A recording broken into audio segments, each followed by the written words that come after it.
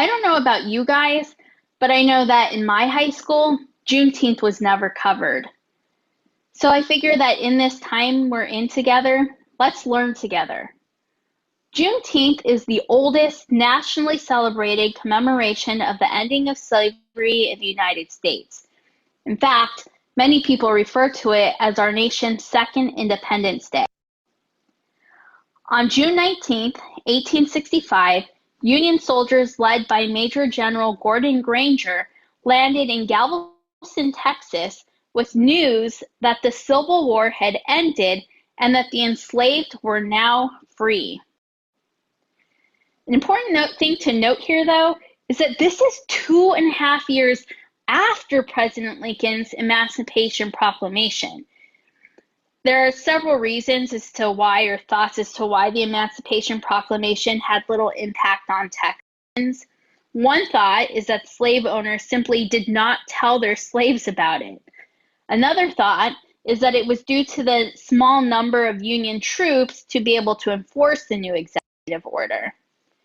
And yet another thought is that with the surrender of General Lee and the arrival of General Granger's regiment, the forces were finally strong enough to be able to influence and overcome the resistance in formerly Confederate states. Whatever the reasons, conditions in Texas remained status quo well beyond what the law allowed.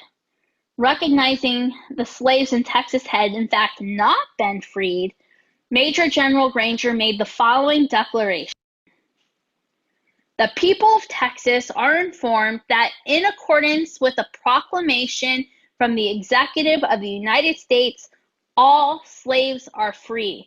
This involves an absolute equality of rights and rights of property between former masters and slaves, and the connection heretofore existing between them becomes that between employer and hired laborer. Y'all, this meant that Texas's 250,000 slaves were now free. Even though they really had nowhere to go, many felt that leaving the plantation would be their first grasp of freedom. Many decided to head north, which was seen as true freedom, while others decided to move to neighboring states to reconnect with their families. Moving into new areas as new free persons brought on new realities and challenges of establishing a status for African Americans in America that didn't really exist before. This sparked intense violence from white people, including former Confederate soldiers, still in their uniform, mind you, with guns who intimidated Black people, really continuing a new form of slavery. This was done with murdering, lynching, and harassing the newly freed African Americans. Juneteenth was a time for reassuring each other, for praying, and for gathering with remaining family members. Because segregation laws forbid them from using public spaces, they gathered at rivers and lakes, dressed in their fanciest clothes to combat laws that said that they needed to dress in raggedy clothing.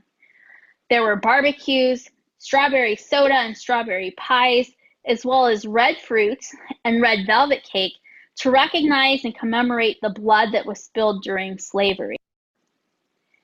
Speakers and elders were brought in to recount the past. Prayer services with spiritual sermons and hymns played a very important part of these celebrations. Since they were not allowed to utilize public lands for these celebrations, they raised their own funds to build places to hold them, such as Emancipation Park in Houston, Texas. And as the free slaves moved out of Texas, they took their celebrations of Juneteenth with them. The rise of Jim Crow laws saw the sharp decline of Juneteenth celebrations until the Poor People's March in 1968, when it saw a bit of a revival. In 1980, Texas recognized it as a state holiday, and in 1997, Congress recognized June 19th as Juneteenth Independence Day. Though currently 46 states recognize Juneteenth as a holiday, it's been over 150 years since the first Juneteenth celebration, and it's still yet to be recognized as a national holiday. Juneteenth is not just about freedom, but about the struggle that Black men and women have had and continue to have.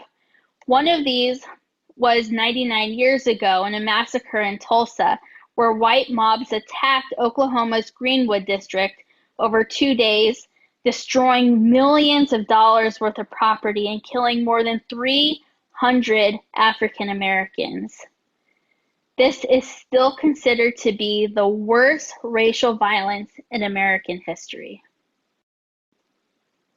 The fight for true freedom of our Black brothers and sisters continue, and St. Columba's stands beside you. For more information on Juneteenth celebrations in Washington, D.C., please visit juneteenthdc.org.